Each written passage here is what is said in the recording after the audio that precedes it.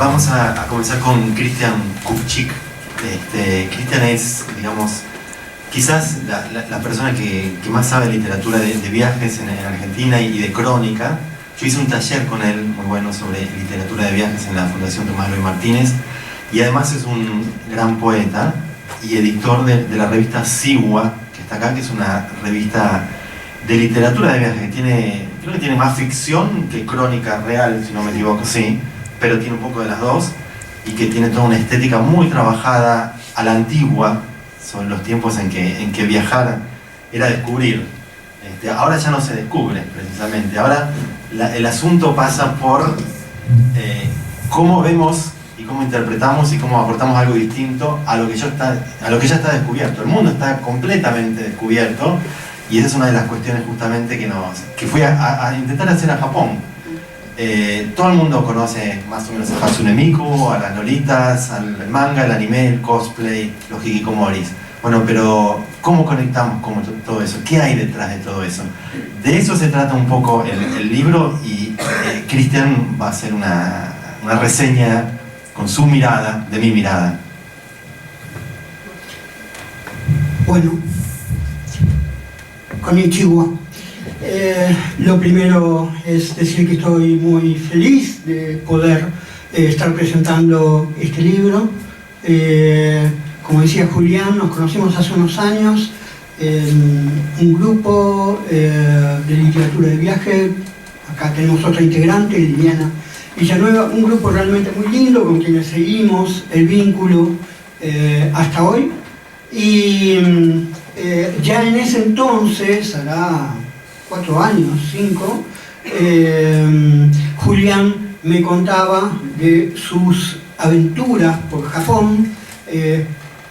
Leyendo el libro, algunas las reconocía, como el caso del violador arrepentido, que lava su culpa a través de una carta de su papá y de su esposa, y otros hechos interesantes que, de todos modos, al leerlos, al verlos reunidos en este libro, me llevaron a un Japón completamente distinto. O sea, yo creo que, a pesar de lo que decís, estás redescubriendo otro país acá, que para muchos resulta algo irreal, y de eso quisiera ocuparme un poco. Del contrapunto que hay entre la imagen mítica que tenemos de Japón, de la cultura milenaria, de las geishas, de los samuráis, y este Japón que está completamente liberado de toda esa carga romántica, exótica y épica a la vez. Antes de comenzar, voy a hacer una muy breve introducción, voy a leer un texto muy breve y después vamos a charlar un poco con Julián acerca de las peripecias que tuvo el libro. Antes que nada, también quisiera congratularme con la editorial, con Adriana Hidalgo, que viene sumando a su catálogo una serie de títulos indispensables que hacen a la cultura y a la literatura japonesa. Desde el Seisho no Gun, el libro de la almohada, un clásico de la literatura oriental, hasta Minao Mizumura, una escritora fundamental en la actualidad, o los libros de Michitaro Toda, un antropólogo que trabaja, justamente recomiendo con particular fervor, Gestualidad japonesa, donde descubre una serie de claves de lo que tiene que ver con la literatura japonesa, ¿no? Así que nada, mis felicitaciones también a la editorial, porque está fortaleciendo a través de su catálogo una cantidad de autores y estéticas y conocimientos que a los que no habíamos llegado anteriormente. Bueno, simplemente la fascinación que siempre sentí por la cultura japonesa me llevó hace algunos años a la insensatez de querer aprender la lengua. Lo que practiqué durante 2 años, duramente, con un esfuerzo tremendo, pero además con una sensación muy extraña. A medida que iba avanzando, con todas las torpezas del caso, que iba venciendo las dificultades que me proponían el silabario, los silabarios, el katakana, el hiragana. Incluso cuando ya podía reconocer algunos kanji, incorporaba cierto vocabulario, me manejaba más o menos bien con los números. Cada vez que profundizaba ese conocimiento me sentía más lejos del idioma, ¿no? Y esto se concretó, se confirmó, el hecho de que estaba lejos del idioma, y que se demuestra hoy, donde no recuerdo absolutamente nada de japonés, salvo algunos términos bastante específicos, cuando llegamos a las formas pronominales. O sea, a diferencia de cualquier otra lengua, en japonés hay distintas formas pronominales de acuerdo a la relación con el otro, ¿no? Si es un niño que se dirige a una persona mayor, un subalterno a alguien que ocupa un lugar superior en la escala jerárquica, una mujer hacia un hombre. Hay una cantidad de diferenciaciones, de distancias, que tienen que ver con el modo de vincularse ya a través del lenguaje. Y creo que eso, la distancia, es justamente el núcleo central que hace a la cultura japonesa, una cultura insular, ¿no? Que incluso estuvo más de 2 siglos, ¿no? Separada... Casi 250 años. Casi 250 años, separada completamente del mundo, que plantea una mirada diferente en el acercamiento con el otro, en el contacto con el otro. Yo tenía una fascinación muy particular con un autor, Lafcadio Hearn, un inglés que empezó a escribir policiales a finales del siglo XIX, a mediados del siglo XIX, en Estados Unidos, que después estuvo en las Antillas y que en un momento determinado llegó a Japón con casi 46 años como corresponsal de un periódico, hasta que le dijeron que lo lamentaban mucho, pero no tenía ningún sentido tenerlo como corresponsal en un país tan lejano, exótico y demás, y se quedó en Japón, ¿no? Se quedó en Japón y empezó primero a trabajar como profesor de inglés y después a recuperar la literatura oral japonesa, que es la literatura fantástica, la literatura de fantasmas y demás, hasta convertirse en artífice de la literatura moderna japonesa.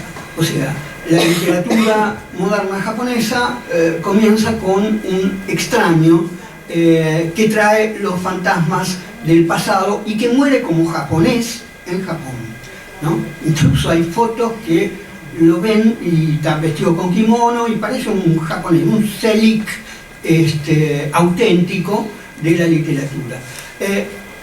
Llevado al mismo tiempo, buceando un poco sobre, y que tiene que ver también con el libro de Julián, quiénes fueron los primeros latinoamericanos que escribieron sobre Japón, encontré que el primero fue Eduardo Wilde, o White, como quieran, un positivista que en 1890, desmintiendo la francofilia de Sarmiento, dijo que no, la modernidad iba a comenzar en Japón y hizo un viaje allí, escribió un libro, Mar y Tierra, donde describe con admiración ciertas costumbres y ciertos rasgos de la cultura japonesa, advirtiendo que Argentina tendría que acercarse a esa cultura porque ahí estaba el futuro.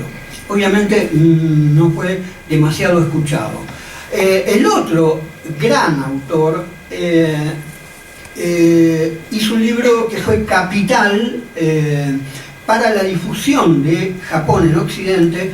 Fue una suerte de dandy, cronista, escritor guatemalteco que se llamó Enrique Gómez Carrillo.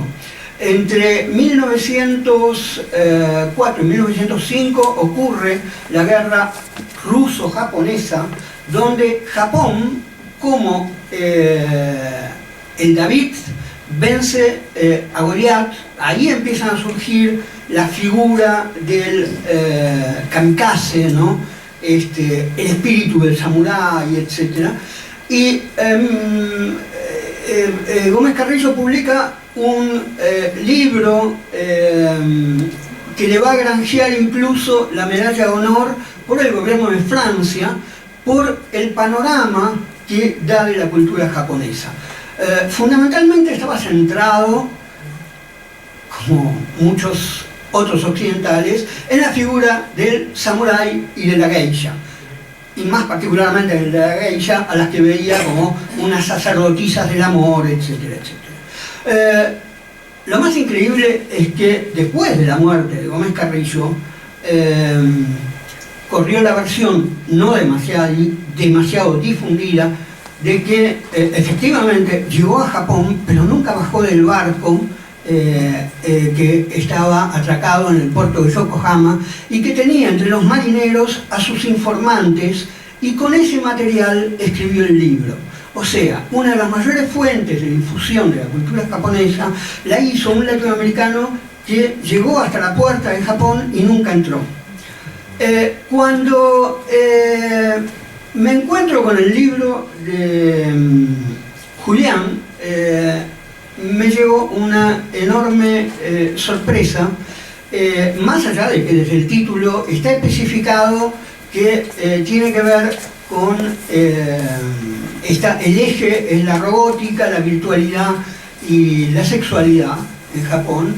Y él advierte en el prólogo que, bueno, que no desconoce que existe otro Japón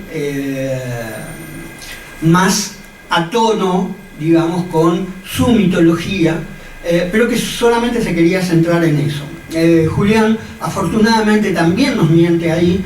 A lo largo de todo el libro hay referencias constantes a la historia, a la filosofía, a la religión de Japón, que son sumamente útiles para entender el contexto en el que está ubicada este nuevo fenómeno con el que nos encontramos hoy y el que describe.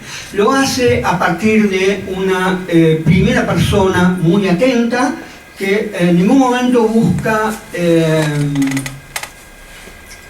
bajar línea, es simplemente una especie de testigo que se entrega a todas las variables de los fenómenos que investiga, y con una prosa sumamente seductora que se lee muy fácil.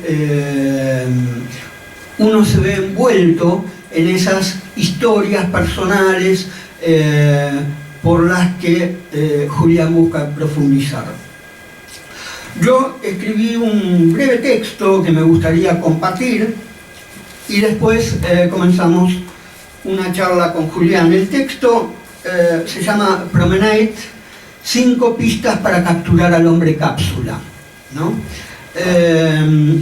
La primera se titula, la primera pista es Yukio decora su casa, y en realidad no tiene absolutamente nada que ver ni con el libro ni con una experiencia particular, sí con Japón, pero me parece que es bastante reveladora de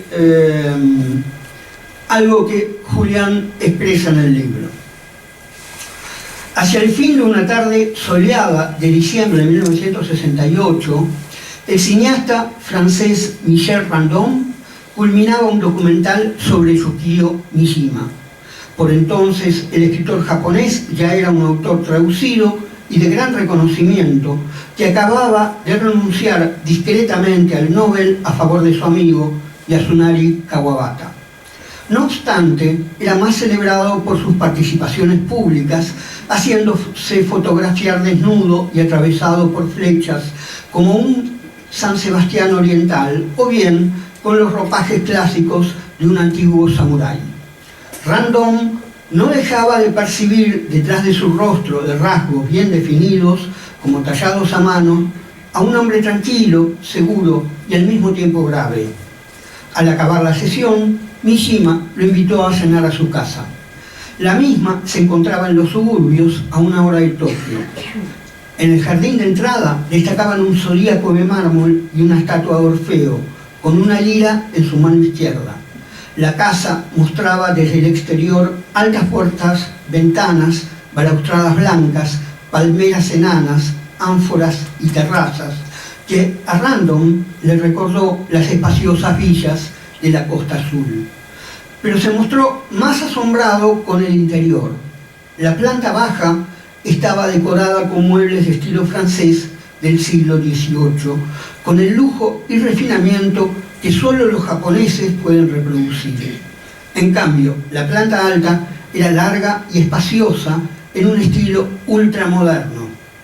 El director se sintió un poco contrariado por aquel decorado, toda vez que pertenecía a un personaje renombrado por simbolizar en sus contrastes las virtudes del alma japonesa.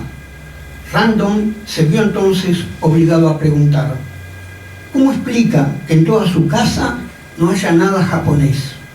Mishima se limitó a sonreír y respondió: solo lo invisible es japonés. 2. ¿Sueña Julián con gatitas eléctricas? Lo primero que advierte Julián ni bien su avión toca suelo nipón en el aeropuerto Narita es otra nave a punto de despegar con una Hello Kitty pintada en el fuselaje. Debió interpretarlo como una premonición. Al menos, siempre habrá una Hello Kitty cruzándose en su camino. Y si no ella, otra similar. Adoptarán diferentes formas, podrán ser camareras, recepcionistas o incluso vibradores, como lo descubrirá tiempo después en un sex shop de 6 pisos, pero lo cierto es que siempre, siempre estará presente la sonrosada ternura artificial de Kitty. Hello Kitty será esa guía imperceptible, mezclada en la vigilia de este periplo por un país gigantesco limitado al tamaño de una cápsula.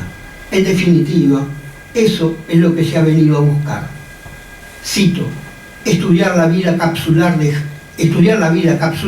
es estudiar a Japón, sostiene Julián, mientras analiza el porno estándar local y lo deja encendido. La cápsula es un universo contradictorio que invita al sueño desde el sueño, cálido como un vientre y sin olor ni misterio. No obstante, todo lo que sucede en esos ambientes entregados a la nocturnidad transcurre entre efluvios oníricos. El mundo capsular es un mundo reglado hasta sus más íntimos detalles, donde sus habitantes se entregan a ritos líquidos y mecánicos en compañía de androides y humanos que intercambian sus roles. El mundo capsular es un mundo puerilizado entre adultos sin edad que no se comunican más que a través del mutismo y sus pantallas. Un mundo ascético, impoluto, inequívocamente ambiguo. Allí, en la cápsula, ese cálido iglú oriental, nos dice, Julián afirma dormir de maravillas. Tengo más espacio que en una carpa individual y mis vecinos parten cada mañana con sigilo de felino. El colchón es fino y al levantarme me duele un poco la espalda hasta que me sumerjo en aguas sanadoras. Cierro la cita. Para quienes roncan o producen sonidos indeseables, más allá de lo permitido, habrá una sección especial. Todo está bien dispuesto, en consecuencia, para partir en la nave onírica a conocer los secretos del país enigma. Dulces sueños, sonríe Kitty desde algún lugar. Konbanwa. 3. Radiografía del Homo Capsulae. El Homo Capsulae es el sujeto por excelencia del mundo cápsula y no se parece a nada, ni siquiera a sí mismo. Julián advierte que, cito, nadie evoluciona a Homo Capsulae de un día para otro. Requiere aprendizaje y observación de las reglas.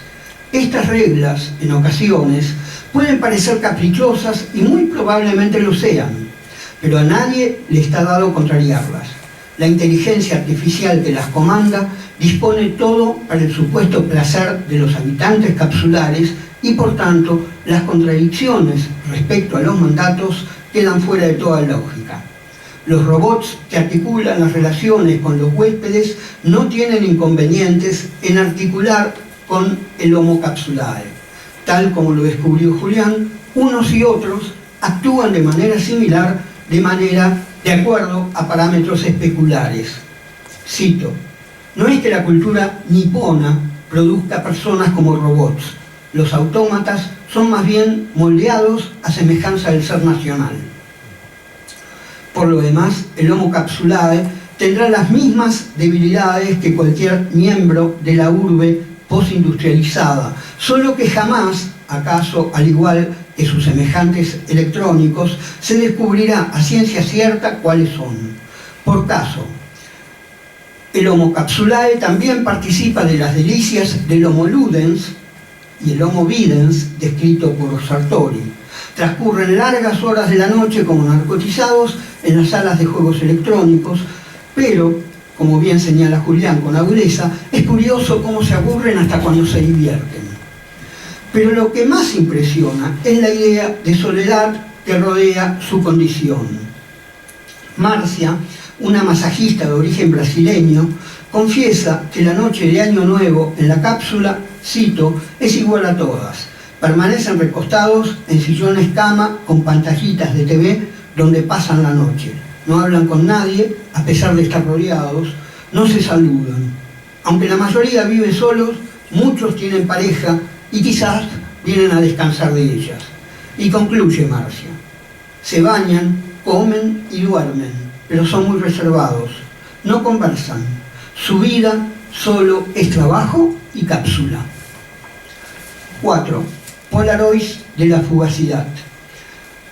Aquellos maravillosos guionistas que en los 60 narraban las aventuras de Superman para la DC Comic, es probable que nunca hayan leído un manga o anime y mucho menos conocieron la cápsula, pero prefiguraron cosas que encuentran su reflejo absurdo en esta realidad. Por caso, un mundo bizarro donde el planeta era cuadrado y todo funcionaba a la inversa de lo que se supone debe hacerlo el llamado mundo real. Cruzando el paisaje a una velocidad inverosímil a bordo de un tren bala rumbo a Nagasaki y Osaka, es difícil escudriñar por las ventanillas los contornos que se suceden con el implacable rigor de una pintura abstracta. Julián cree reconocer usinas robóticas como en La Pampa campos de soja o en Suiza fábricas de chocolate. Es probable. Lo cierto es que las obras parecen invertidas en esta irrealidad donde nada suele ser exactamente lo que parece y al mismo tiempo actúa con la verosimilitud de una ilusión. Un win izquierdo mecánico recorre un campo de fútbol artificial a la inusitada velocidad de 2 km por hora, algo distinto a los 320 del tren bala, para no enviar jamás un centro a un compañero. El campeonato mundial de fútbol para robots es un fiasco. Torpes máquinas que se entrechocan o corren en línea recta para producir el espectáculo más aburrido del mundo, como si el fútbol actual no fuera ya lo suficientemente aburrido. Sin embargo, se preparan con la convicción de que en el 2050 estarán capacitados para vencer al equipo humano triunfador de la última contienda ecuménica. Los lolitas disfrazadas de figuras de anime dispuestas a entregar su potencial sensualidad se ven reducidas a simples fetiches despojados de cualquier erotismo. Solo algo conmueve más allá de lo artificial. El Hana Fabuli, la nevada de flores, la brisa que finalmente sacude a los cerezos, los sakura, y que Julián define como, y cito, una conmoción que atraviesa el alma por ese resquicio ínfimo entre el elogio y la aflicción. Una belleza fugaz y punzante que irrumpe y desaparece con una potencia que no condice con la sutileza del hecho. No es al abrirse cuando la flor alcanza su máxima belleza, sino al marchitarse. Es decir, que hay una belleza en la pérdida. La finitud dentro del ciclo es necesaria. 5, y con esto termino. Tan lejos, tan cerca. Una de las transformaciones profundas de las sociedades contemporáneas se relaciona con la noción de espacio, señala el sociólogo y antropólogo Renato Ortiz en su obra Lo cercano y lo distante, Japón y la modernización mundo. Sabiendo que tradicionalmente el mundo se circunscribía a fronteras bien establecidas en función de la tribu, la ciudad-estado, el imperio, la nación. Cito, el proceso de desterritorialización y su movimiento complementario de reterritorialización, disculpen, esto es peor que el japonés, nos abre la posibilidad de pensar espacialidades desencajadas de su territorio físico. Un ejemplo sería el viajar. Cito, creemos que es siempre un recorrido entre lugares discontinuos y por eso decidimos viajar al exterior. En principio estaríamos saliendo de un interior, de un espacio familiar, para dirigirnos a otro sitio extraño, diferente de aquel del que partimos. Esta manera de comprender las cosas se transforma con el proceso de mundialización. Ahora las distancias se acortan y muchas de las fronteras existentes se borran. En rigor, deberíamos decir, no hay un viaje hacia el exterior, sino una dislocación en las espacialidades de la modernidad mundo. Que es un poco esto lo que nos muestra el libro El mundo cápsula de Julián. Y quisiera terminar con un concepto que en japonés es hedatari y que significa distancia, enajenamiento, frialdad.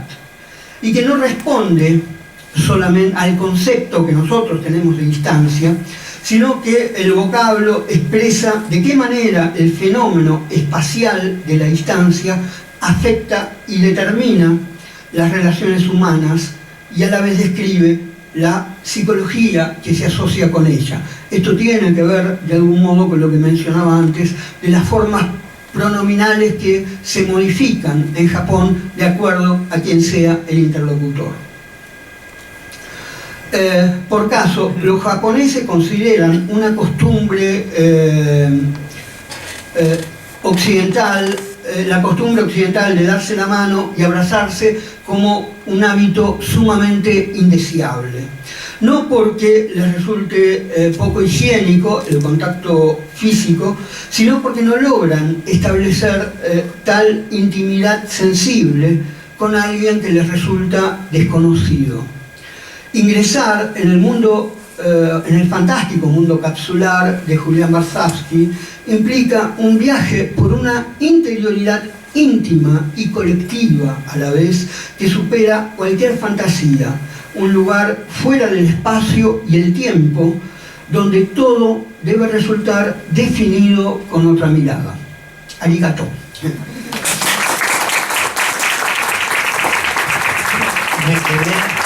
Muchas gracias. Me quedé con la escena de Mishima, ¿no? Un escritor más famoso del Japón, muchos lo sabrán, otros no, en 1970 era el señor que estaba con la espada acá atrás. Se hizo el harakiri. Se hizo el harakiri. 1970 se clavó la espada y se hizo cortar la cabeza frente al jefe del ejército japonés, a quien acababa de secuestrar porque quería restaurar el imperio japonés. Imagínense, pero eso es un tema aparte. Yo me quedo con la historia, con el relato este, ¿no? Va un europeo a conocer al famoso Mishima y su casa es una casa europea. ¿Cómo es esto? Bueno,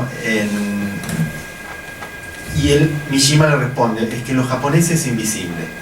Bueno, es una exageración, claro está, pero es justamente uno de los aspectos que, leyendo un poco de antropología japonesa, puede entender, y que es fundamental para entender el Japón.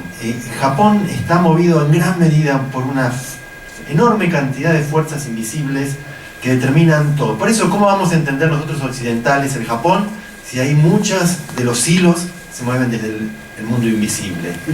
¿De dónde viene esto? Por supuesto, desde tiempos milenarios, desde la religión originaria shintoísta, que tiene varios milenios de existencia, que en tanto religión animista está basada en la naturaleza. Es decir, ¿por qué viene un tsunami? Se preguntaba a un japonés hace 4000 años. ¿Por qué explota un volcán y nos mata? Bueno, no sabemos por qué. Es la pregunta filosófica originaria que también se hacía más o menos por la misma época los griegos en Grecia, ¿no? Bueno, no sabemos. Debe ser por eso grande que está ahí arriba, la luna, el sol, las montañas, ¿no? A su vez, esas fuerzas invisibles hundieron 2 armadas mongolas, los iban a destrozar, como hicieron con casi todo el mundo conocido, los mongoles. La naturaleza los salvó. Entonces ellos fueron cultivando, profundizando un culto a la naturaleza, que en tanto animista implica que la naturaleza está animada, está poblada de espíritus. Una montaña tiene un espíritu, un árbol de un cerezo es sagrado y tiene un espíritu, la espada de un samurái contiene el espíritu de los antepasados, y casi en cada casa japonesa, donde se ha mezclado esto con el budismo, hay un altar donde uno se conecta con los antepasados, que son presencias vivientes, no un recuerdo, ¿no? Esos son los kamis, que es algo parecido al concepto occidental de espíritu. Esto, curiosamente, nos permite entender, entre otras razones, cómo es la relación de los japoneses con los robots, ¿no? Lo curioso es que en Japón un robot puede dar compañía, ¿no? Con esto estamos yendo al hecho de que Japón no es tan moderno como parece. Uno empieza a escarbar un poquito nomás y se da cuenta que todo lo moderno detrás tiene una contracara milenaria. Un robot, como por ejemplo la foquita Paro, que es una foquita bebé, blanca, perfecta prácticamente, irreconocible, salvo porque tenés que verla muy de cerca y atentamente, en un video ya ni te das cuenta, le otorga compañía a más de 10.000 ancianos en Japón. Compañía, no diversión, no es un juguete, es una mascota. Cuando se muere, subrayo, cuando se muere, no quieren que se la reemplace, quieren que se la curen. El perrito Sony de Aibo han vendido más de 100.000, y no son un juguete, por lo menos para muchísima gente, consciente o inconscientemente, ¿no? Porque esta cosa opera mucho a nivel del inconsciente colectivo. Pero cuando muchos de estos robots no tienen reparación, los envían a un taller especial que armó un señor, porque ahí los van a desguazar y se los van a poner las partes a otros robots que tienen salvación, con la lógica de la donación de órganos en última instancia. Y además esas personas tienen garantizado que van a recibir un funeral budista, ¿no? Le van a dar la muerte que le corresponde. Disculpame, eso es una cosa que me sorprendió muchísimo de tus descripciones en el libro. La simbiosis que existe entre el mundo de los robots y el mundo de los humanos, ¿no? Eso que yo citaba, de que los robots fueron creados a imagen y semejanza del ser nacional japonés, bueno, también los dotaron del kami, ¿no? De ese espíritu. Y yo quería saber por qué te decidiste acercarte a ese mundo, y sobre todo por qué a partir de las cápsulas, ¿no? Que es un universo tan definido, tan cerrado.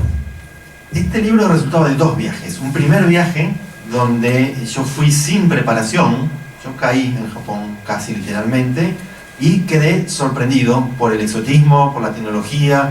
Fui a dormir en un hotel cápsula, fui a una fiesta cosplay, conocí un hikikomori, esos que se encierran durante años, pero claro, la primera vista, el sentido común, nunca alcanza en realidad, en ningún viaje, pero si hay un lugar donde no alcanza en absoluto es en Japón, precisamente, en tanto otro planeta en la Tierra.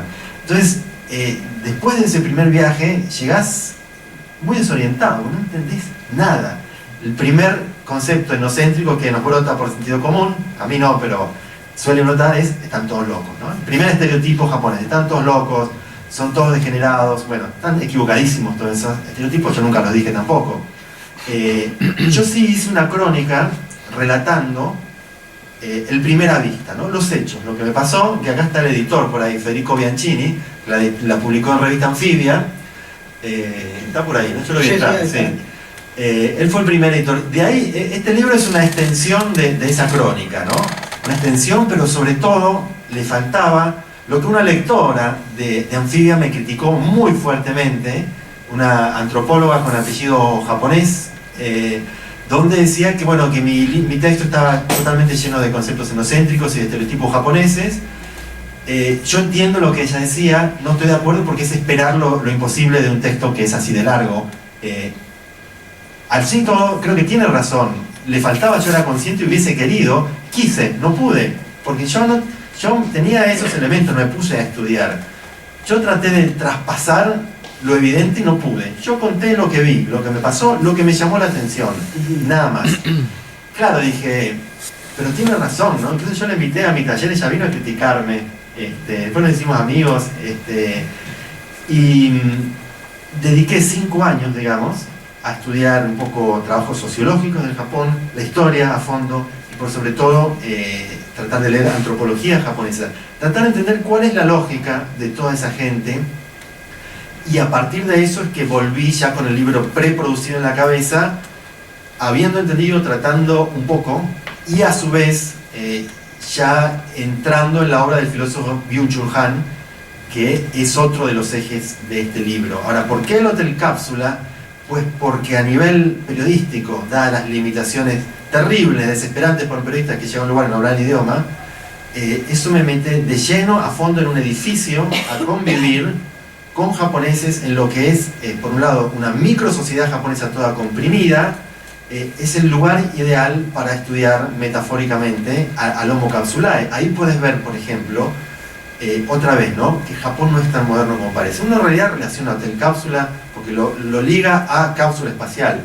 En realidad no tiene nada que ver con una cápsula espacial. Es una caja de zapatos agrandado. Es la negación misma del diseño, reducido a la función, ¿no? Pero vos bajás al onsen, el baño tradicional japonés que es milenario, en un invento tan japonés como el Hotel Cápsula no puede no estar un onsen, fíjate vos, es imposible.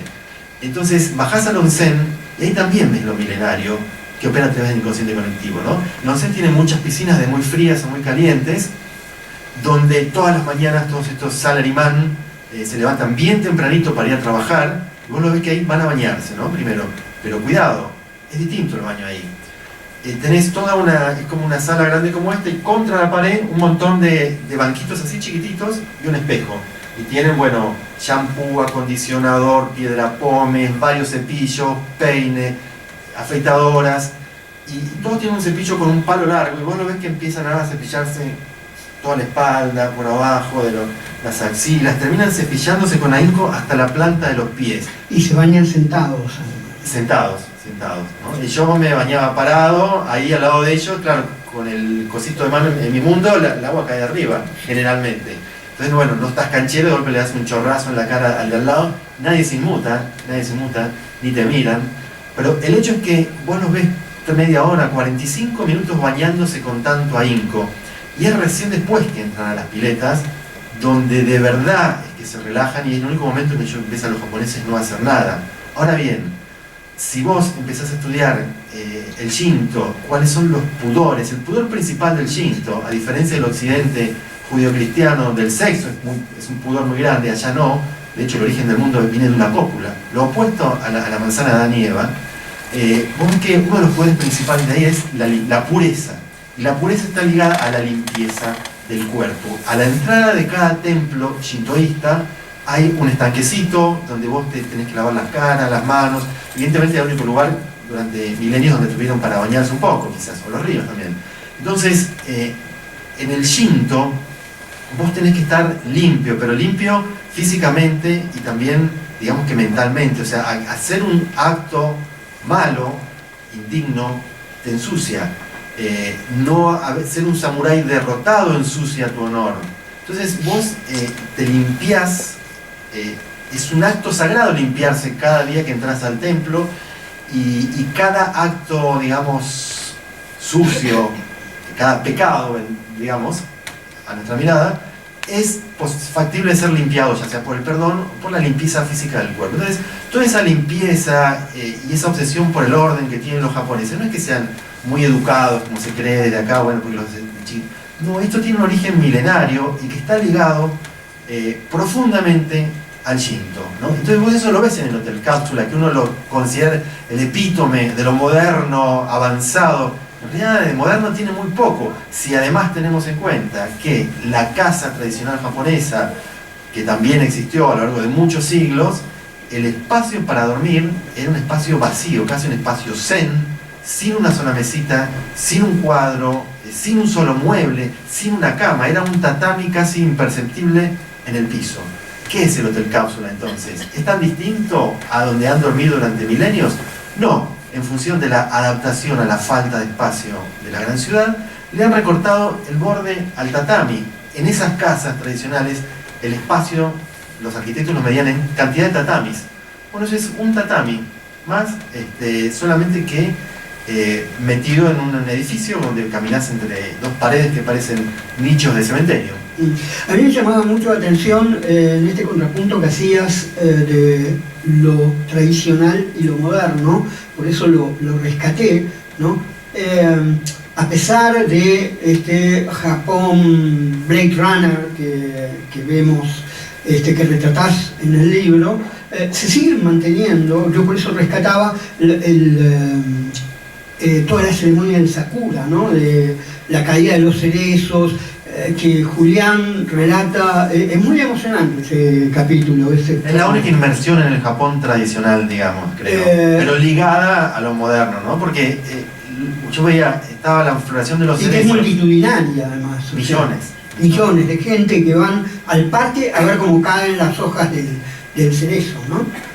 Pero fíjate vos que yo lo ligaba al Hotel Cápsula, porque estaba en el primer viaje, en la floración de los cerezos, y era fin de semana, ¿no? Y un día hermoso, de primavera, cielo azul. Y yo me fui al spa a ver los cerezos, pero centenares de japoneses se quedaron el fin de semana en el Hotel Cápsula. Su mejor plan de fin de semana era quedarse encerrado en el spa, en el onsen, digamos, del Hotel Cápsula, no hablando, o sea, van por placer incluso, ¿no? Claro. No hay nada dramático desde mi punto de vista en dormir en un Hotel Cápsula. Yo, digamos, dormía plácidamente ahí, pero lo curioso es que, bueno, a nosotros nos da impresión cómo vas a dormir en un ataúd, te dicen, pero gente que vive cerca del Hotel Cápsula elige ir a dormir ahí. Sí, ahí se cita el caso de una mujer que estaba casada y todo, pero que iba a su casa a cambiarse de ropa y se iba a dormir al Hotel Cápsula. Y estaba viviendo ahí, me contó la entrevistada esta brasilero-japonesa, pero esa señora que está ahí, esa está viviendo acá, pero ella tiene su casa a unas cuadras. Es una forma de socializar también, unos niveles de soledad estratosféricos, ¿no? Eso es el otro punto, o sea, sorprende mucho a través de tus descripciones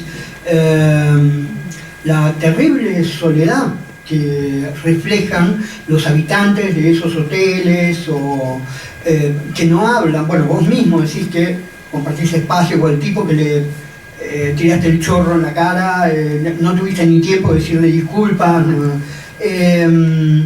¿Cómo se da la socialización, justamente?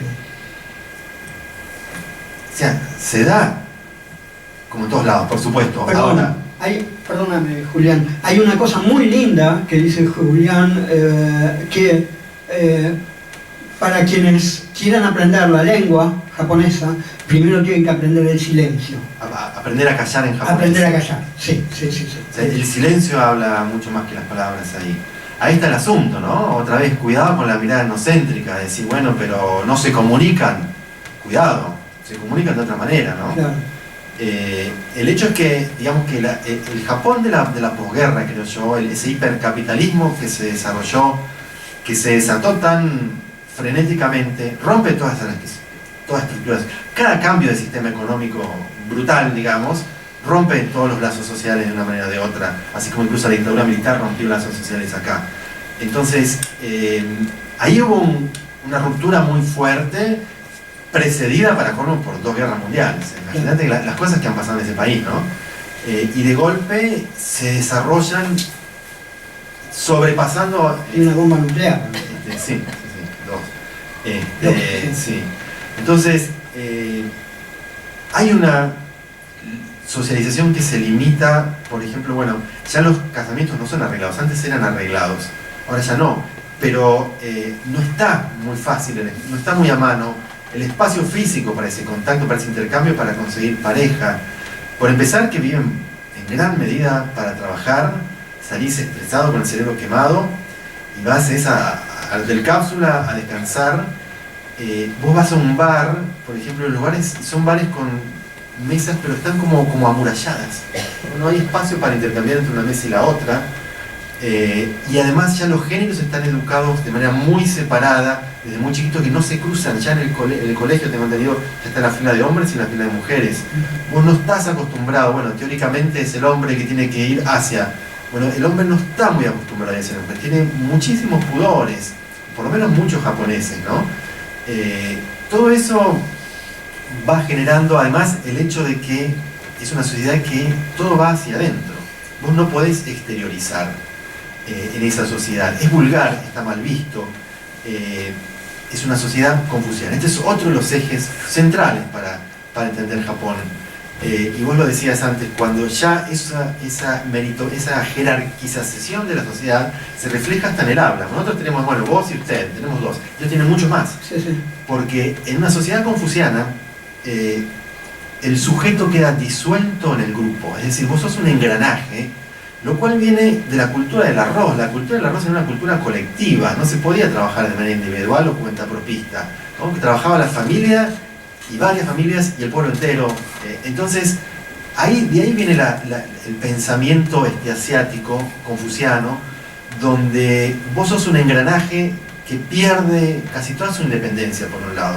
Vos no podés diferir del grupo, el costo es muy grande si sos distinto. Y vos tenés que actuar en función de esa jerarquía muy marcada, y el grupo te compele a que vos cumplas tu rol en función de mantener el wa, la armonía. Eso es sagrado, no se debe romper nunca la armonía, por eso nunca se discute. Los sindicatos negocian antes de llegar a la huelga, no es cierto que trabajan doble. Entonces, esa armonía es sagrada, el wa. Para que haya una armonía permanente, las jerarquías deben ser respetadas. Y hay jerarquías, pero por todos lados. Un alumno de segundo grado con el de primer grado, padre, hijo, jefe, empleado. Vos tenés que leer muy bien el ambiente, tenés que preguntarle al otro, ¿y vos quién sos? ¿Cómo te llamás? ¿Cuántos años tenés? ¿Dónde trabajás? Una vez que tenés la radiografía ya vas a saber cómo hablarle. Antes no le hablás. Por eso se descolocan mucho ante un extranjero, porque no lo pueden medir. Claro. Entonces se parecen así tan tímidos, quedaditos. Está la red idiomática, pero está eso también. El confucianismo operando todo el tiempo y llevándote a la autorregulación. Entonces vos no podés exteriorizar nada, ¿no? Es muy difícil ir hacia el otro. En esa sociedad, algo que ya es global, y esto nos lleva otra vez a Byung-Chul Han y la agonía del Eros, pero que ahí se potencia por ciertas características socioculturales y antropológicas.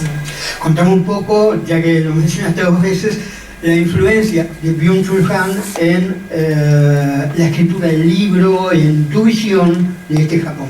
Es central, mirá, ya mi libro anterior sobre las Coreas era una aplicación de la obra de Han, y este más aún todavía.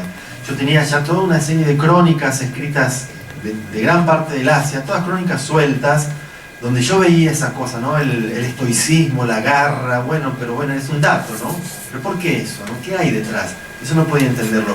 Cuando empecé a leer los libros de Byung-Chul Han, todas esas crónicas sueltas se unieron así, como una sola, porque pude encontrar un hilo conector y una posibilidad de entender todo eso. Por ejemplo, ¿no? Tenemos el caso de los hikikomoris, ¿no? Esos jóvenes que son víctimas de bullying por ser distintos, fíjate vos, ¿no? El grupo de tus alumnos, un bullying que ahora se profundiza digitalmente, es más fácil en las redes sociales el bullying, que se retiran de la sociedad, de la vida, y se encierran en su cuarto a sufrir durante años, sin salir de su cuarto, ¿no? Estamos hablando probablemente de 1 millón de hikikomoris. Uno dice, pero qué cosa tan extraña, ¿no? Acá no hay hikikomoris, yo no conozco ni uno. Nunca conocí en ningún país un hikikomori. Resulta que en Japón hay 1 millón o más, ¿no? Uno empieza a ver, por ejemplo, aplicarse el libro Topología de la Violencia de Byung-Chul Han, ¿no? Él plantea que en la sociedad neoliberal, posguerra fría, parece que la violencia ha desaparecido. Efectivamente, vos vas a Japón, yo leí las estadísticas, la policía en el año 2018 disparó un arma 6 veces. 6 veces en todo el año. 6 balas, las tienen contadas, guardaditas. 6 veces. Imagínate los niveles ínfimos de violencia que hay en esa sociedad. Asaltos hay 5 por día. Vos lo marcabas también respecto a las violaciones, ¿no? A pesar de que es muy inferior el número. Sí, es inferior, sí. El hecho es que son sociedades realmente seguras en ese sentido, ¿no? Donde no hay violencia, la tasa de asesinatos es baja. Ahora bien, él dice Byung-Chul Han, la violencia no ha desaparecido, se ha invisibilizado porque se interiorizó, ¿no? La sociedad neoliberal, la sociedad del cansancio, genera que vos ya te conviertas en tu autoexplotador, un sujeto de rendimiento sin límites entregado al éxito, que cuando llega a su límite teórico de cansancio y de producción y de autoexplotación, colapsa, ¿no? El síndrome de burnout, dice él, es una de las enfermedades paradigmáticas del siglo XXI, la depresión y las pandemias de estrés. Es decir, ese sujeto de rendimiento que se autoexplota hasta que ya el cuerpo no rinde más, cuando fracasa no se revela, no ve ante quién rebelarse, se deprime. La culpa es propia, va hacia adentro, se interioriza. Ese proyecto de superación se convierte en un proyectil que se dirige hacia adentro, ¿no? Entonces, da la apariencia de haber desaparecido la violencia, pero no es así. Se ha invisibilizado porque ahora se dirige todo el tiempo hacia adentro. Estos hikikomoris no son unos rebeldes, no son ni siquiera hippies con la leve connotación de rebeldía que puedan tener, más aún hoy. Son japoneses que tiraron la toalla y dicen, yo no puedo más, no puedo, conmigo no cuenten, yo no quiero esto, o capaz que lo quiero pero no puedo. Me encierro con la estrategia del caracol, me escondo, desaparezco, me doy de baja a la sociedad, soy negado hasta por mi propia familia porque les da vergüenza, ¿no? Son los débiles, sociedad confuciana. Tenés que tener el hone, ¿no? El otro concepto central del Japón que me ayudó a entender, el hone y el tatemae, ¿no? Son 2 conceptos antropológicos. Michitaro Tada habla en su libro de esto. Vos tenés que dar una imagen de perfección siempre. Sos un samurái, ¿no? En posición de batalla, siempre. El samurái no soltaba la espada nunca, y siempre estaba rígido, elegante, dispuesto a dar la vida y a la batalla. Y la geisha, la elegancia japonesa tiene que ver con eso. El tatemae es esa máscara de perfección que vos no te puedes sacar nunca. Vos podés estar muriéndote de bronca o estás odiando a alguien, pero le vas a sonreír, le vas a hacer así, aunque lo quieras matar, porque vas a romper la armonía. Entonces, ese tatemae, esa máscara, hace que nada salga hacia afuera, todo vaya hacia adentro y se vaya acumulando. Bueno, en algunos se explota mal, pero sobre todo explota hacia adentro. Estos hikikomoris, precisamente, en cambio, el hone es tu verdadero yo. El mismo Lafcadio Hearn lo cuenta en uno de sus libros, que él tenía un sirviente que parecía el hombre más feliz del mundo, que trabajaba con él y lo atendía, estaba siempre sonriente, y un día se acercó al cuarto, lo iba a buscar y el hombre estaba frente al espejo, afeitándose, mirándose al espejo, ¿no? No sabía que estaba siendo visto. Y lo miró y dijo, tuvo la sensación de ver a otra persona. Pero ¿qué es esto? Se parece el hombre más amargo y triste del mundo. De golpe él carraspeó, el sirviente se dio vuelta, rápidamente se puso la máscara y volvió a ser el mismo. Eso es Japón. Eso lo trabaja Mishima en Confesiones de una máscara también, ¿no? Ah, sí. Sí. Y esa sociedad hiperestructurada, ¿no? llena de reglas y cómo compatibiliza con esta otra que vos mostrás, que parece ser mucho más libertina, más abierta, incluso para los parámetros occidentales, ¿no? Sí, mira, libertino, el periodo Edo, ¿no? Fue muy libertino para un parámetro occidental, ¿no? El tema de la desnudez, el onsen era mixto hasta mediados del siglo XIX.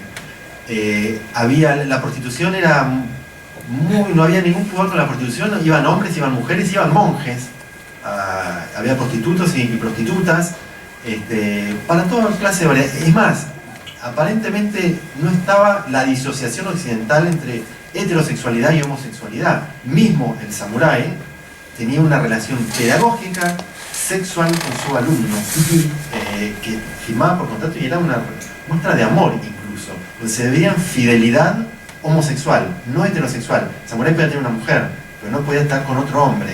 Entonces, hay todo un supuesto, lo que hay es un impudor, creo yo, a la desnudez y al sexo. Por eso nos parecen libertinos a simple vista o perversos. Igual esto ya es más oscuro, ¿no? El tema de la imagen pedófila rampante que te rodea todo el tiempo en Japón, que es un tema espinoso, complejo y que no hay que tomarlo a la ligera porque podemos caer en conceptos xenocéntricos también, ¿no?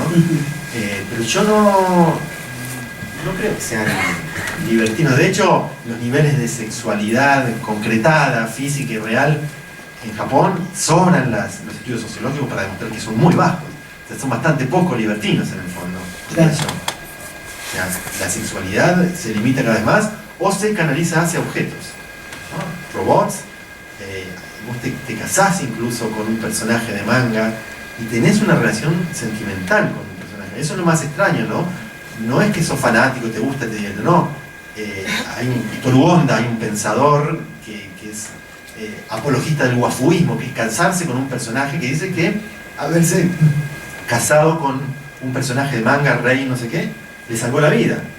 Porque él no podía socializar, era muy difícil, estaba muy solo, muy deprimido, estaba pensando en el suicidio y enfocarse en su amor hacia un personaje, él dice que le salvó la vida. Incluso vos contás, ¿no?, que hubo una manifestación popular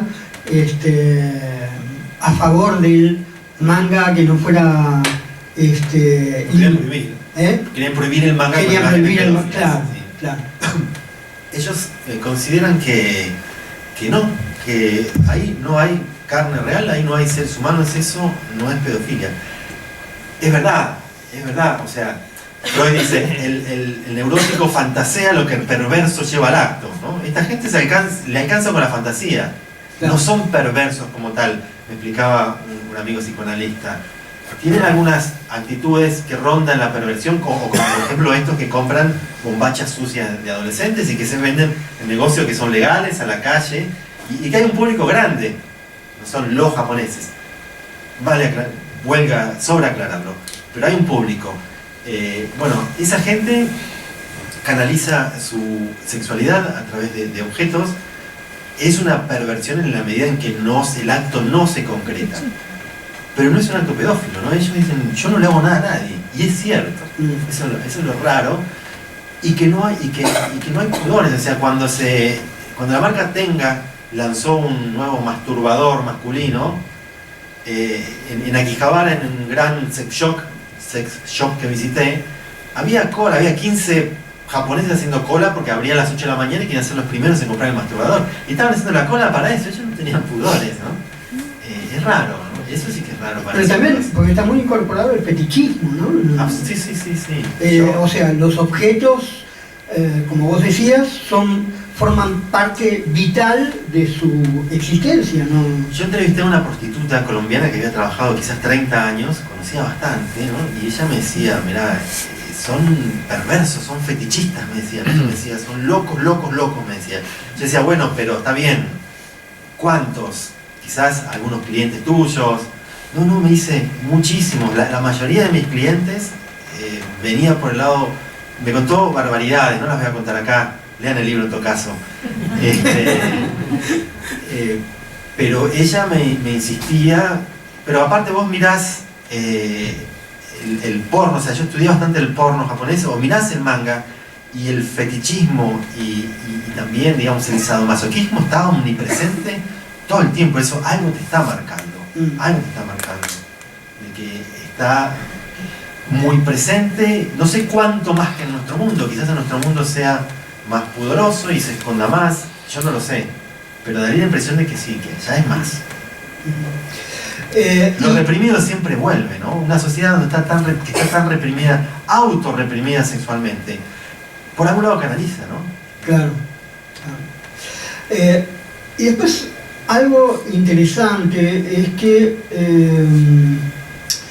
es esta idea de insularidad, ¿no? Que en Japón es llevada hasta sus extremos, al punto tal que los primeros contactos que tienen con Occidente recelan un poco del mundo japonés, el mundo flotante además, ¿no? Porque entienden de que son soberbios y hay un dato que vos tirás que es muy interesante, y es que Japón nunca estuvo conquistado por nadie. Entonces tienen como esa sensación de raza superior, ¿se puede decir? Sí, es una corriente, el Nihon Shion, una corriente nacionalista. Hay gente que no está para nada de acuerdo con todo esto. El Partido Comunista hace unos años sacó, si no recuerdo mal, como 8 millones de votos. O sea, no todos los japoneses piensan igual, que son nacionalistas. El Nihon Shion es una teoría directamente racista y que tiene un anclaje importante en la sociedad. Creen que tienen un linaje puro por ser una isla y por no haber sido nunca conquistado. Por supuesto que está equivocadísimo, sabemos que las razas puras no existen, y hasta existe la teoría de que el linaje imperial, que es uno solo, lleva ya como 1000 años casi, teóricamente, que sería de origen coreano, y no quieren empezar a investigar en el ADN de los huesos porque se vendría abajo toda la teoría racista que hay por detrás. Y eso lleva a que haya un bajo nivel de inmigración. No quieren inmigración, creo que lo dije recién, no quieren inmigración para mantener la pureza de la raza y de la cultura. No tiene espacio tampoco, ¿no? Espacio, se va ampliando el espacio, pero la verdad es que tienen tasa creciente de natalidad. El hecho es que necesitan mano de obra laboral, claro, sobre todo para cuidar ancianos, para trabajar en servicio. Mano de obra barata necesitan. Porque para colmo los japoneses no quieren hacer los trabajos más baratos, porque en general conseguís trabajo siendo japonés. Entonces no hay quien cuide a los ancianos. Por eso todo este desarrollo de la industria robótica gerontológica, que por suerte para ellos no son rechazados.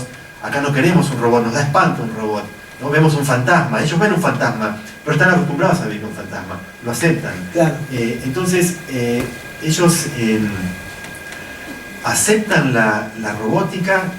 Y es una política de Estado el desarrollo de esta robótica para suplir la falta de mano de obra, por ejemplo, en asistencia, en enfermería, lo cual está muy lejos, ¿no? Porque son los robots más complejos de todos.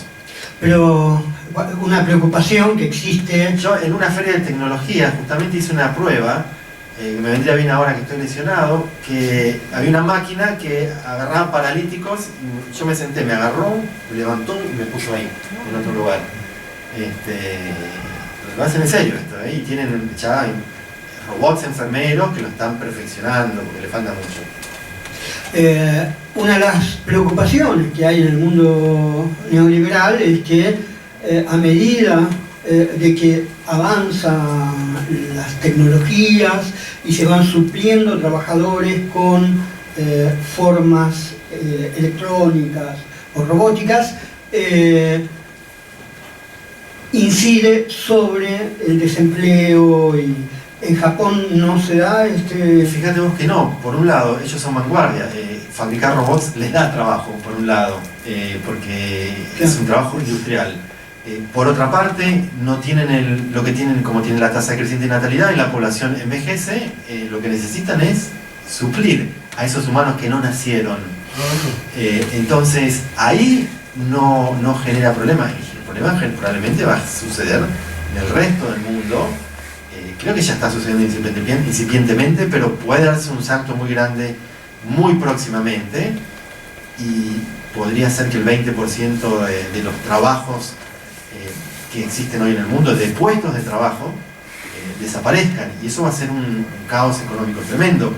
Tiene que ver por un lado con los robots industriales en las fábricas, el más importante, pero el sector servicios, que es el que más emplea hoy en el mundo, va a ser el más afectado. Por ejemplo, los McDonald's, los Burger Kings, la venta en cualquier negocio, de lo que sea, minorista, incluso mayorista, van a ser suplantadas por robots. En Japón asistí al Amazon Challenge, que estaba en paralelo al Campeonato Mundial de Robots, de Amazon le paga un premio a equipos científicos para que compitan en automatizar los procesos de las grandes tiendas, donde ellos acumulan sus depósitos. Hay un pedido, van a buscar tal cosa, lo traen, o van y lo acumulan. Bueno, ya Amazon destruyó a miles y miles de pequeños negocios en el mundo, absorbió una pequeña parte de su mano de obra. Ahora quiere sacarse toda la mano de obra humana que le queda, prácticamente. Si además le sumamos los autos sin chofer, que ya están, ya existen, falta legalizarlos nada más, también van a despedir a los empleados. Toda la logística de traslado va a desaparecer en Amazon. Entonces toda la compra va a ser por internet, no va a haber empleados, va a estar robotizado. Después las impresoras 3D, a medida que se sofistiquen, vos, bueno, quiero, no sé, se me rompió el picaporte, imprimo. Ya hay impresoras 3D que imprimen casas, en China, en Japón y en España.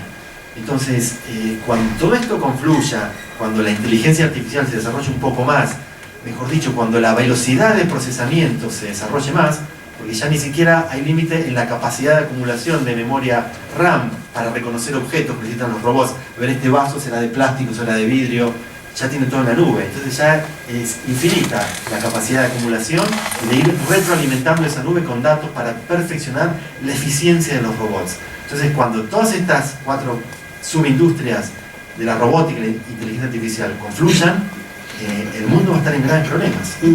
Sin duda. ¿Te parece si abrimos una ronda de preguntas? Si alguien quiere preguntar, comentar algo. A ver, allá atrás. Sí. La pregunta es más de orden narrativo del libro, ¿no? Hay una escena en la que hay casi una violación que pasa en baños, alguien que mete a una mujer y que es una mujer y se pone allí en esa cosa. Si esa escena hubiera ido al final, sería una especie, narrativamente, como una causa-consecuencia de la represión social, ¿no? Todo esto. Y contradeciría un poco lo que dice Han y lo que vos llevas en el libro. Vos la escena la pusiste adelante, si no me equivoco, adelante suena como una especie de alarma, ojo que podemos ver esto, pero después se ve otra cosa, o como excepción. La pregunta es, ¿no te viste tentado a quitarla esa escena? No. En periodismo narrativo la escena más importante del libro es la primera, el primer párrafo. La puse por razones periodísticas, porque tiene gancho, pero no es solamente ni algo anecdótico ni algo con morbo. Después esa escena vuelve, es analizada en diversos contextos del libro. Por ejemplo, el pedido de perdón, ese hombre que entrega una carta después de querer violar a una chica española, de perdón firmada por su esposa y por su papá, ¿no? El perdón como limpieza del acto impuro que cometió. Está en primer lugar por razones estrictamente periodísticas. Sí. Bueno. Sí, escuchan todo. Tenía 2 preguntas. La primera tiene que ver con si viste algún acto o expresión de rebeldía. Y si lo viste, porque por lo que escribís es una sociedad muy asfixiante, digamos, muy, que es muy difícil correrse del rol que te asignan. Y si lo viste, bueno, ¿cómo es la rebeldía en Japón? Y lo otro, me llama la atención la robótica, ¿no? Tiene un lugar muy central y la pregunta es si es algo que surgió después de la Segunda Guerra Mundial y ¿por qué crees vos que tuvo tanto desarrollo en Japón? Mira, sobre la primera, yo te respondo hasta donde pude averiguar, hasta donde sé. Yo creo que no, pero creo que es un tema muy complejo que amerita una investigación especial, digamos. Yo en un momento me pregunté quiénes son los rebeldes en esta sociedad. Pensé que serían los hikikomoris. Después de pensarlo bien, llegué a la conclusión de que no, y de consultar con otras personas también. Yo no veo espacio, no veo posibilidad de rebelión en una sociedad tan asfixiante, porque tenés que rebelarte, o sea, tu vigilante, el más cruel, lo llevas adentro para colmo. Y los sindicatos, nada. Hay sindicatos, por supuesto, hay gente de izquierda. Te decía, el Partido Comunista tiene un edificio como de 10 pisos, súper moderno. Me iba caminando con un entrevistado y me dice, esa es la sede del Partido Comunista, me dice. Y lo estuve leyendo a ver la historia y hace unos años, poco sacaron 8 millones. Bueno, imagínate ser comunista en Japón, cosa rara, ¿no? No hay nada más contradictorio que el hipercapitalismo japonés y el comunismo, no es que son socialistas, no, comunistas, ¿no? Yo no pude encontrar, dentro de lo que he leído o visto, algo que yo pueda equiparar a una rebeldía. Hace poco, uno de los entrevistados me dijo, no me acuerdo quién, me dijo, no queda espacio para la rebeldía, es fallarle a tu familia y a tu país. La rebeldía es punida terriblemente, o sea, la sociedad te reacciona contra vos y te encerrás en tu cuarto, al fin y al cabo. Pero lo mismo, ¿no? Yo no los veo como rebeldes. No sé, pero hubo, si no recuerdo mal, no ahora, pero hace ya bastantes años, revueltas estudiantiles muy importantes, creo que una contra el emperador. En los 70. En los 70. Sí, eso fue en los 70, pero en Corea pasó lo mismo, pero fueron aplacadas y una vez que se instala la sociedad del cansancio, ese sujeto rebelde está preocupado en producir y ganar plata y autosuperarse. Y creo que es el modelo, es uno de los ejes desde el punto de vista filosófico del modelo tiroasiático. China está haciendo lo mismo. Yo sostengo que el Partido Comunista Chino, si que se puede llamar comunista, lo entendió muy bien esto y lo aplica. Los chinos están preocupados, en su gran mayoría, es en ganar plata, en producir, en progresar. La cultura del emprendedor. Desde que lograron, creo yo sostengo la tesis, desde que lograron instalar la sociedad del cansancio, Paul, chinóloga, creo que no está de acuerdo conmigo, ya no hace falta una masacre de Tiananmen porque gran parte de los chinos están preocupados en producir. Igual no vamos a entrar en China ahora. Ese es mi punto de vista. La robótica. ¿Por qué pienso que se desarrolló tanto? Claro. Fue después de la Segunda Guerra Mundial. Mirá, uno de los primeros robots de la historia es japonés y es del siglo XIX. Yo ahora no recuerdo, está en el libro, no recuerdo el detalle. Y ellos ya tenían unos muñecos, además del primer robot, tenían unos muñecos que eran una especie de títeres, pero que reiban a cuerda, que eran como robots que llevaban. Sí. Ya viene de lejos. Ayudó el hecho de que ellos no tengan el fantasma de Terminator y de Frankenstein que tenemos nosotros, que le tenemos pavor a los robots porque nos vienen a sacar el trabajo por un lado y porque además son siniestros porque están habitados por un fantasma, ¿no? Ellos tampoco tienen ese temor. A su vez, ellos abrazaron un capitalismo industrial, apunta. La industria es robótica, en el fondo. Toda industria es un robot, un lavarropas en tu casa es un robot. Entonces, toda esa confluencia de factores culturales, económicos, culturales, incluso al confucianismo, que es uno de los ejes del desarrollo del hipercapitalismo japonés, ¿no? Así como Max Weber planteó que la ética protestante y ese culto al trabajo facilitó culturalmente el desarrollo del capitalismo en cierto lugar específico de Europa, ¿no? Inglaterra, Alemania, más que todo. Yo sostengo, bueno, yo no, otros autores sostienen que el fantasma de Confucio está presente en la raíz de ese capitalismo que explotó así de golpe, con características tan distintas y con velocidades tan distintas que los de Occidente, ¿no? Ellos hicieron su revolución industrial después de la segunda, bueno, antes de la guerra, ¿no? Pero en 1868 cuando se abrieron al mundo, pero estaban en la Edad Media, pasando de la Edad Media, rápidamente alcanzaron al occidente inglés. Ellos recibieron el tren a vapor y devolvieron el tren bala. No inventaron ni el equipo de audio, ni la moto, ni el auto, ni el reloj, pero hicieron Seiko, Kawasaki, Toyota, Sanyo, etc., ¿no? Tienen una capacidad muy grande por esa cultura porosa que decíamos, de recibir, adaptar, resignificar y además miniaturizar. que también es un arte que ya es milenario, el arte de la miniaturización en Japón. Ellos del amplificador y del pasacassette hicieron el Walkman, ¿no? Es un criterio estético para colmo, ¿no? Lo bello es bonito allá, además del silencio, ¿no? Influenciado a su vez a los zen, ¿no? La idea del vacío del zen es una idea estética. La habitación vacía del Hotel Cápsula, miniaturizada, es un espacio zen. O sea, vos ves que todo el tiempo se van cruzando corrientes de sentido milenarias, y eso es lo fascinante, ¿no? de ir a estudiar al Japón, porque absolutamente nada es lo que parece, y vos escarbás, querés que te asomás al futuro y en realidad estás viendo el pasado. Hay otro dato, perdón, dale. No, yo quería preguntar, perdón.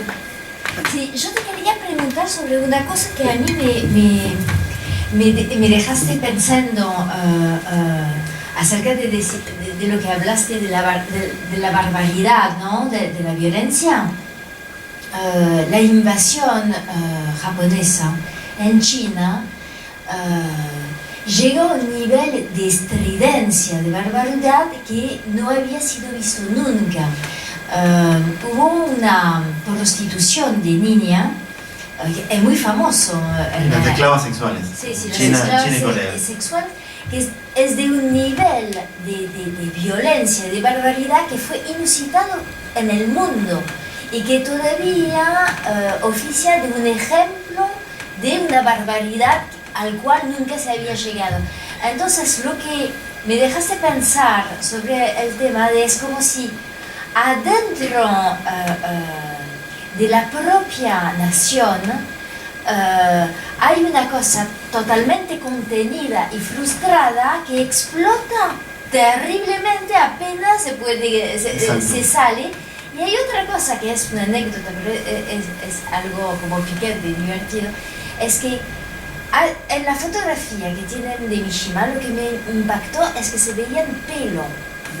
Y los japoneses tienen una cosa con el pelo, no sé, siempre está enteramente depilado, o sea que la imagen hasta de una mujer en una situación sexual está completamente depilada.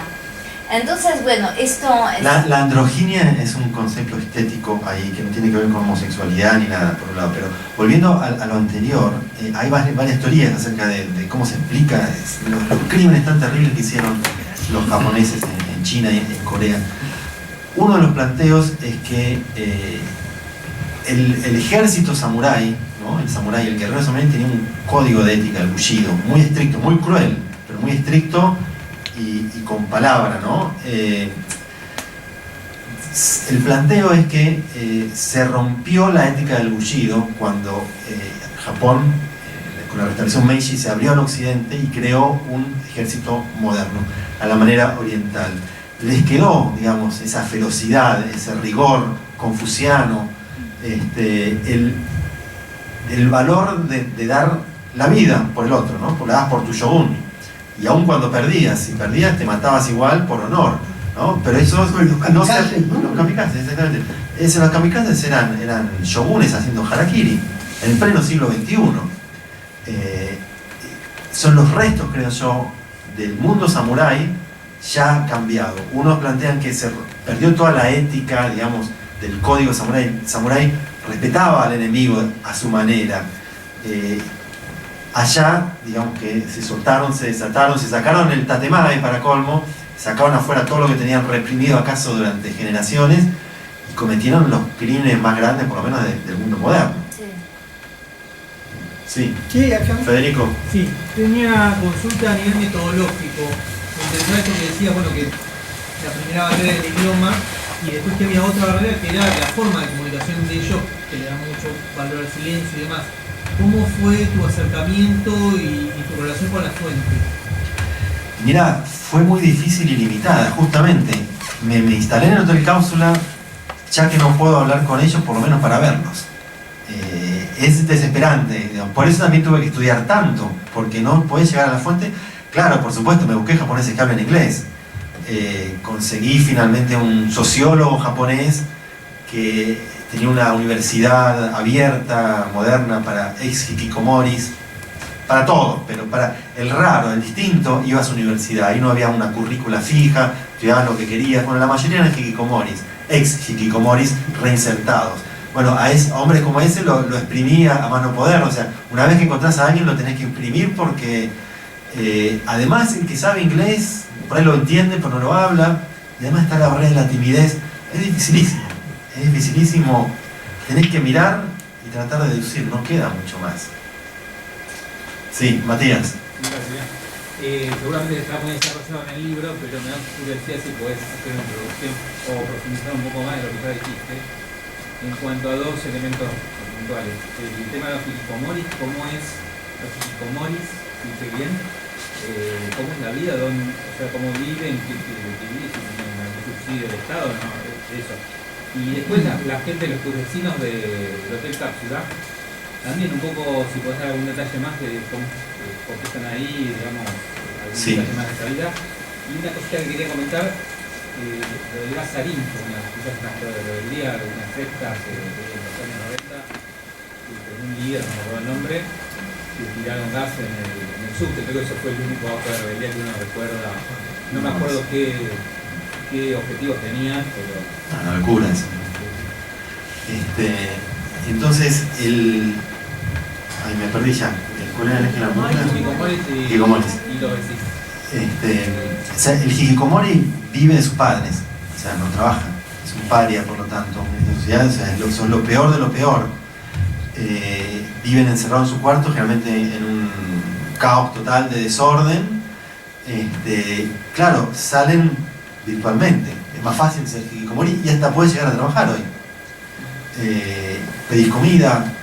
El tema es que, bueno, están envejeciendo, los padres están muriendo y el pibe está encerrado ahí, ¿no? El Estado intenta hacer algo, pero como son ocultados, porque son una vergüenza, ¿no? Acordémonos que esta es una sociedad que opera no por culpa, sino por vergüenza, por lo que va a decir el otro, sociedad confuciana. Entonces, son patologías no psiquiátricas, sino neuróticas, que sin apoyo terapéutico no evolucionan. Eso es lo grave, por eso son tantos, porque duran muchos años para colmo. Entonces es un tema social, negado, digamos, la cara B otra de las caras B de ese Japón tan luminoso que vemos, pero que no es lo que se ve a simple vista. ¿Alguien quiere preguntar algo más?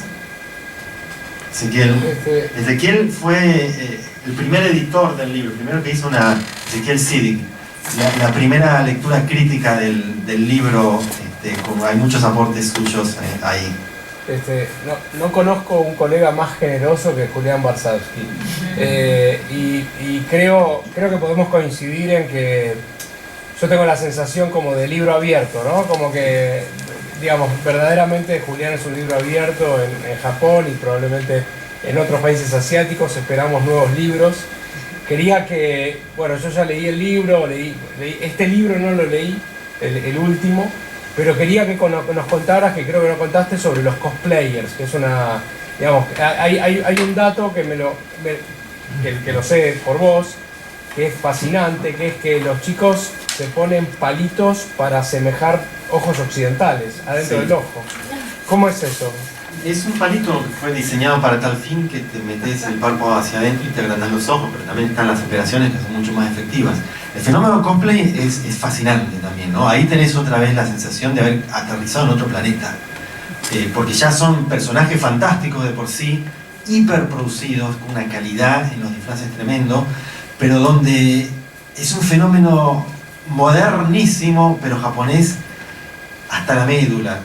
Por un lado, es un lugar donde los japoneses en alguna medida se sacan la máscara del tatemae, ¿no? Porque ahí se liberan, están de fiesta, un poquitito bailan a veces, se ríen, se sacan fotos, juegan, ¿no? Claro, se sacan la máscara pero se ponen otra, ¿no? Es como que adquieren una tercera personalidad, por un lado, un poco en la lógica del carnaval, de los estudios de Bakhtin, donde vos tenés licencia porque tenés una máscara y no se sabe quién sos. Bueno, es más complejo ahí, pero ahí se ve Byung-Chul Han y se ve la sociedad panóptica. Esa gente va ahí, en primer lugar, a sacarse fotos. Eso es lo raro, ¿no? Es una fiesta de disfraces donde el eje, toda la energía y todo el tiempo va en sacarse fotos y toda la hiperproducción está en función de la foto. No se puede que interactúas con el de al lado. ¿Qué pasa? Por un lado se da el fenómeno del cameco, que son señores que juegan a ser fotógrafos, van con unos super equipos, y ellas juegan a ser modelos. Ninguno de los dos lo son. Ellos posan muy sensualmente y ellos hacen cola, ¿no? Ahí está, yo llegué, había colas así, 10 colas de 15 cada uno tipos, que van a hacer fotos en realidad para consumo personal, concretamente. Ellas buscan ser muy fotografiadas, ser muy subidas a las redes para lograr reconocimiento social, para ser tuiteo, luego existe, luego existo, dice Byung-Chul Han, modernizando a Descartes, ¿no? Existís en la medida en que sos reconocido en las redes sociales dentro del panóptico digital, si no, no sos nadie. Quieren profesionalizarse, convertirse en influencers. Una vez que sos una lolita profesional, ya empezás a tener publicidades, ¿no? Es el sueño de toda lolita que va ahí, por ejemplo, ¿no? Entonces, vos ves ahí la lógica del panóptico digital de Byung-Chul Han. Un panóptico donde se ve todo, donde el control ya no es el de la sociedad disciplinaria de la cárcel con una torre central, sino que ahora todos controlamos a todos. Funciona por voyeurismo y por exhibicionismo. Vos querés que te vean, porque ahí te sentís libre, no te sentís preso. Entonces nosotros vamos y confesamos cada una de las estupideces que hagamos o cada uno de nuestros secretos, cada detalle de nuestra intimidad, los servicios de inteligencia felices de la vida, y además, dice Byung-Chul Han, el Big Brother, ¿no? Ese gran ojo que te mira desde una torre central panóptica de la novela 1984 de Orwell, la torre central, el Big Brother muta en Big Data, dice Byung-Chul Han. Ya no hay alguien que te controlen, ya te controlan todos, nos controlamos todos entre nosotros, y desaparece, por lo tanto, la cámara de tortura de 1984. Nosotros ya, felices de la vida, entregamos todos nuestros secretos sin que nadie nos obligue, porque justamente para lograr reconocimiento nos vamos desnudando en el panóptico digital. Dice Byung-Chul Han en La agonía de Eros, el erotismo nace ahí donde se abre el vestido. En la sociedad transparente se ve todo, por lo tanto es una sociedad porno. La pornografía justamente muere el erotismo porque no hay nada oculto, ¿no? Entonces, en esa sociedad transparente, todos estos sujetos de rendimientos entregados al éxito tienen que, además, autoproducirse y mejorarse. O sea, uno se opera todo el cuerpo, se abre los ojos, todo para maximizar tu valor de exposición. O sea, la lógica del panóptico digital también es la lógica del rendimiento. Vos te autoexplotás y llegás incluso a poner en riesgo tu vida. Corea del Sur tiene la tasa de operaciones estéticas más alta del mundo, pero esto no es solo asiático, ¿no? Esto es mundial, solo que ahí es más radicalizado. ¿El suicidio también? La tasa de suicidio más alta del mundo es la coreana, y una de las más altas es la japonesa, ¿no? Todos estos japoneses inmersos en pandemias de estrés y depresión se suicidan como moscas. 250 niños y adolescentes por año se suicidan en Japón, o sea, casi uno por día. Yo creo que acá se suicida un niño y es noticia en todo el país, o sea que no debe pasar casi nunca. Allá casi uno por día. ¿Se sabe cómo se suicidan? Lo que más se usa ahora es ahorcamiento. En Corea del Sur iban mucho, y en Japón se tiraba mucho al tren, pero hubo una medida estatal que ahora tu familia tiene que pagar, la familia del muerto tiene que pagar por todos los costos, hacer un cálculo matemático de cuántos tickets no se vendieron, y además por levantarlo, porque lo rompiste, y lo tiene que pagar tu familia, y tu familia tiene que pagar el alquiler si te suicidaste hasta que termine el contrato, y además hay que pagar un extra porque nadie quiere alquilar ese departamento porque queda el espíritu del muerto ahí. O sea, hasta suicidarse es difícil. Hay un bosque muy famoso en Tokio, que es el bosque del suicida, donde van, está creo amurallado, ya no saben qué hacer para que la gente no vaya, y encuentran, siempre parece ser que la broma es burlar el control del Estado para poder suicidarse. O sea, en ese lugar. El bosque es gigante, o sea, no hay forma de controlarlo. Sí. Pero hay distintas maneras. O sea, ya no estaba. El último harakiri se lo hizo Mishima, que quiso cortar la cabeza, ¿no? Pero en última instancia, el harakiri está omnipresente en toda la sociedad. Es un acto de limpieza, de contrición. O sea, vos tenés deudas, sos un hombre mayor que se quedó sin trabajo y no puedes pagar la educación de tus hijos. te suicidas porque tu familia cobra el seguro y pagan tus deudas. Los cobradores incluso dicen, mire, señor, y suicídese, le van diciendo al suicidio para que pague sus deudas. Y quedás, limpiaste a tus hijos, a tus antepasados, te fuiste sin deuda. O sea que el suicidio es legal. Porque acá no... No, bueno, en todos lados es legal, no es imposible. No. Acá si te suicidas, una compañía de seguro no... Sí. Ah, en ese sentido. No cubre. No, bueno. Igual Sí. la Constitución En Corea del Sur pasó que ahora tenían que pagar y ahora ya las compañías de seguro no quieren pagar y hay un vacío legal ahí. Pero, sí, es así. Bueno, tenemos que ir cerrando, me indican. Muchísimas gracias a todos por su presencia. Muy interesante todas las inquietudes, las preguntas que presentaron. Y bueno, lean el libro porque realmente es viajar a Japón. Una cosita más, vamos a cerrar. Fabián Levenglick es el editor, está por ahí. Bueno, ahí está. Bueno, él es el que a la semana, con rapidez japonesa, me respondió, lo quiero. El libro, bueno, para mí es un honor, está en el catálogo de Deren Hidalgo, me pareció un sueño inalcanzable. No podía creer que a la semana me hayan dicho que sí.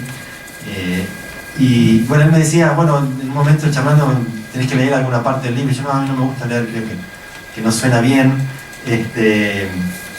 Bueno, le voy a hacer caso igual, pero voy a hacer un párrafo muy cortito, y que es un párrafo secundario, totalmente secundario del libro, porque es un libro que pretende ser ameno, aparentemente es ameno, la gente no se aburre, pero que toca temas oscuros, ¿no? Densos, complicados, preocupantes, trágicos, ¿no? Y yo tampoco quería hacer un libro así, entonces traté de ir metiendo toques de humor en el libro, y algunos lectores que me han escrito por Facebook me han dicho que varias veces soltaron la carcajada, lo cual me alegró, porque pareciera que funcionó, como contrapeso, ¿no? Como para balancear tanta cosa tan oscura. Entonces voy a cerrar con un parrafito nada más de estos pretendidos toques de humor. El contexto es un hotel cápsula otra vez, yo estoy bañándome una mañana ahí, rodeado de japoneses desnudos. Estoy sumergido con el agua hasta acá y giro la cabeza sin salir del agua y una imagen brutal me corta la inspiración.